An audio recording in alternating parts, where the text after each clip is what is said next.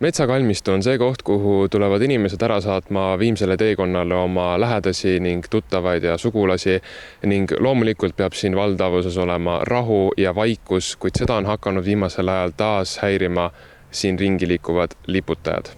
Suve lõppedes postitas Pirita elanike Facebooki gruppi üks tähelepanelik liige järgmise hoiatuse. Täna jälle liikus metsakalmistus ringi liputaja. Minu sugulane käis hauaplatsil ja üks isend demonstreeris seal oma varustust. Olge kalmistul ettevaatlikud. Postitus tõmbas suurt tähelepanu ning kommentaariumis uurisid teisedki murelikud grupiliikmed liputaja välimuse kohta, et teda tuvastada. Tavapäraselt selliste inimeste tegevus on varjatud kuskil kohas oma kehaavarusi näidata.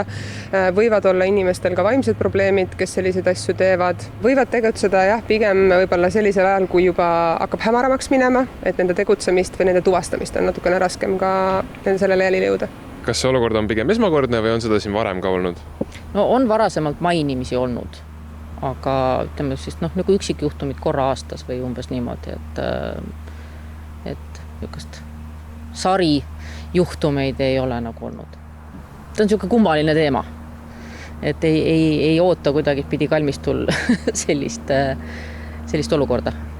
Paraku pole metsakalmistu olukord piirdunud vaid ühe liputaja juhtumiga. Üks anonüümseks soovida jäänud naisterahvas selgitas samuti, kuidas hämaral ajal kalmistus olles liputajat nägi. Väidetavalt polnud sellel isikul isegi riideid seljas ehk liputaja oli üleni alasti. Kalmistu külastaja tülitamisel lõpetas mees alles siis, kui naisterahvas appi hüüdma hakkas. Millised on siis olnud politsei edusammud liputaja tuvastamisel? Tavapärases stiilis siis kontrollime isiku ütlusi, millised tundemärgid olid antud isikul. Mida kiiremini info meieni jõuab, seda kiiremini me saame ka isikut võimalusel tabada. Eesmärk oleks helistada alati 112, et võimalusel patrull saaks seda piirkonda võimalikult kiiresti kontrollida. Selle juhtumi raames siis kontrolliti mitmed päevad antud piirkonda, kuid vastavat isikut ei suudetud tuvastada. Mölderi sõnul on kõige olulisem juhtumist kohe teada anda, sest mida hiljem seda teha, seda raskem on korrarikkujat leida. Võimalusel võiks jälgida ka vastava isiku liikumistrajektoore, mis tasuks edastada politseile. Kirjelduste järgi on ta lihtsalt meeste rahvas tumedates riietes. Sel hetkel ei oska keegi öelda, kas ta siis oli noorem või vanem või et olukord on ilmselgelt nagu ehmatav. Et inimesed ei pööra väga detailidele tähelepanu. Et vältida liputajat nähes kõige hullemat, soovitab metsakalmistu tööjuht näiteks eakamatel inimestel keegi lähedane endaga kalmistule abiks kaasa võtta. Kohe peale intsidenti soovitab tööjuht pöörduda kas otse metsakalmistu kontorisse või siis teavitada politseid.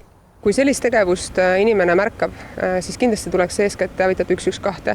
Hiljem selles kas sotsiaalmeedias postitades või oma avaldust hiljem tehes on palju väiksem tõenäosus seda inimest tabada, kui seal ei ole lähedal asuvaid hea võimekusega kaameraid ja kui pilt, mida meil edastatakse, ei ole ka piisavalt hea kvaliteediga.